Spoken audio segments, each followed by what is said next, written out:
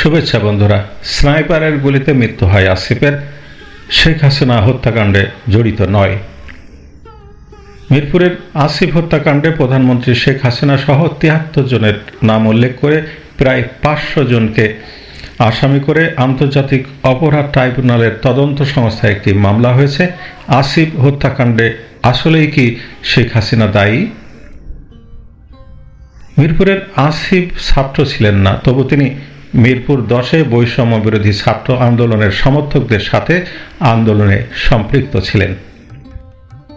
মিরপুর ১০-এ বৈষম্য বিরোধী ছাত্র আন্দোলনের সমর্থকদের সঙ্গে আওয়ামী লীগ, যুবলীগ ও ছাত্রলীগের নেতাকর্মীদের মধ্যে ধাওয়া পাল্টা দেওয়া হয়। তখন সেখানে পুলিশ সদস্যদের উপস্থিতি তেমন ছিল না।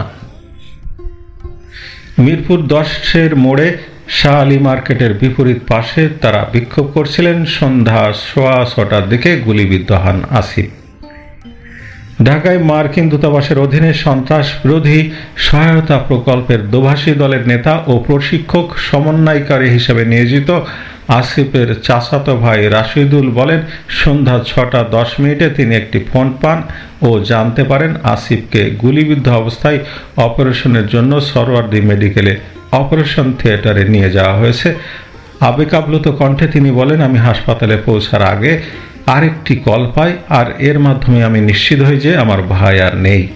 তিনি আরও জানান, ৭.৬২ মিলিমিটার বুলেটের আঘাতে হার্টের ডান পাশের প্রধান ধমনী ছিঁড়ে যাওয়ায় অতিরিক্ত রক্তক্ষরণে আসিফের মৃত্যু হয়। আসিফের শরীরে প্রাপ্ত বুলেট সম্পর্কে একজন গোয়েন্দা বারুদ বিশেষজ্ঞের ব্যাখ্যা উল্লেখ করে তিনি বলেন, এটি একটি দক্ষ স্নাইপারের কাজ এবং কমপক্ষে ৩০০ থেকে ৪০০ মিটার দূর থেকে তাকে টার্গেট করে গুলি চালানো হয়েছিল। এই আরিফকে টার্গেট করে পরিকল্পিতভাবে হত্যা করে হত্যার দায় পুলিশকে দেওয়া হয়েছিল। আন্দোলনরত ছাত্র জনতাকে আরও বিক্ষুব্ধ হয়ে উঠতে উস্কানি দিয়েছিল এই হত্যাকাণ্ড। তাহলে কি বোঝা যায় স্নাইপার রাইফেল দিয়ে কারা আসিফকে হত্যা করল?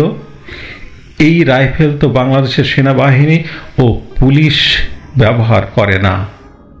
জানা যায় এই স্নাইপার বাহিনীর প্রধান ঢাকা বিশ্ববিদ্যালয়ের সাবেক বিএনপি ক্যাডার কাজী আবু হেনা শামীম আহসান। গোপন সূত্রের রিপোর্ট থেকে জানা যায়, বর্তমান প্রধান উপদেষ্টা মোহাম্মদ ইউনূস গত বছর মালয়েশিয়াতে যান। মালয়েশিয়াতে তার সাথে দেখা করেন ঢাকা বিশ্ববিদ্যালয়ের সাবেক বিএনপি ক্যাডার কাজী আবু হেনা শামীম আহসান। শামীম আইএসএকে বাংলাদেশ দখলে সহায়তাকারী আইএসআইকে আধুনিক স্নাইপার বন্দুক দেওয়ার ব্যবস্থা করবেন বলে প্রতিশ্রুতি দেন। শামীম আহসান দেশ ও বিদেশের বেশ কিছু বাহিনীর কাছে আর্মস সাপ্লাই করেন।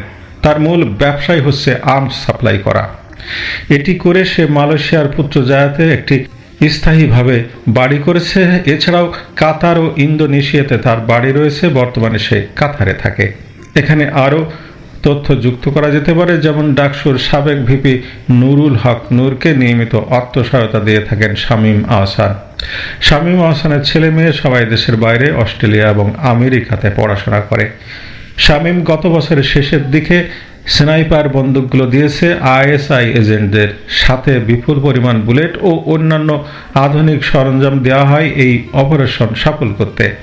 পুরো বাংলাদেশের কোন কোন জায়গায় বিক্ষোভ কার অধীনে হবে সেটা শামীমের সাথে ভিডিও কলে পরিকল্পনা হয় Peter Haas, barrister Andalib, Asif Nazrul, Nahid, Asif, Sarjis, Hasnat ও মোহাম্মদ ইউনূসের মধ্যে।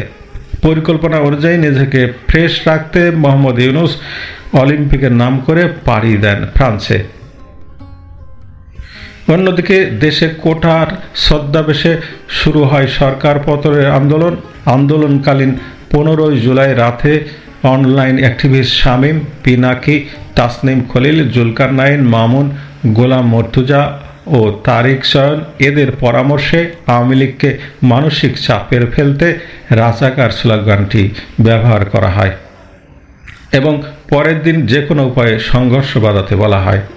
পরবর্তীতে শামীমের সরাসরি তত্ত্বাবধানে দেশে আগে থেকে নির্ধারিত জায়গাগুলোতে পাঠানো হয় আইএসআইয়ের স্নাইপার বাহিনীর ২৫ সদস্যের একটি দল। শামীম গত বছরের জানুয়ারি থেকেই ঢাকায় তাদের একটি ভাড়া বাসায় রেখেছিলেন যাতে কেউ তাদের সন্দেহ না করতে পারে। স্নাইপার দিয়ে গুলি করে সরকার ও আইন শৃঙ্খলা বাহিনীকে দোষারোপ করা হয়। ইন্টেলিজেন্স রিপোর্ট অনুযায়ী সব মিলিয়ে 250 জনেরও বেশি আহত ও নিহত হয়েছে এই স্নাইপার গুলির কারণে। এই শামীমা আহসান হচ্ছে প্রকৃত খুনি, আর এই কারণেই স্বরাষ্ট্র উপদেষ্টা সাখাওয়াতকে বাদ দেওয়া হয়েছে, কারণ উনি এই ব্যাপারে তদন্ত করতে চেয়েছিলেন। আমরা এখনো কি বলবো এই আসিফ হত্যাকাণ্ডে শেখ হাসিনা জড়িত? জনগণের জানমাল রক্ষার জন্য সেনাবাহিনী মোতায়েন করেছিলেন শেখ হাসিনা সরকার, কিন্তু সেনাবাহিনী সরকারের নির্দেশ অমান্য করে এবং যারা সরকারি স্থাপনায় হামলা করেছিল এবং বিভিন্নভাবে হত্যায় জড়িত যারা, তাদের সাথে হাত মিলিয়ে আন্দোলনে উস্কানি দিয়েছিল এবং আন্দোলনের উন্মুক্ত বিক্ষুব্ধ ছাত্র জনতার ভয় দেখিয়ে শেখ হাসিনাকে পদত্যাগ না করিয়ে ভারতে পাঠিয়ে দেওয়ার ব্যবস্থা করেছিল। এখন বাংলাদেশ নৈরাজ্যবাদীদের হাতে জিম্মি। ভালো থাকবেন বন্ধুরা।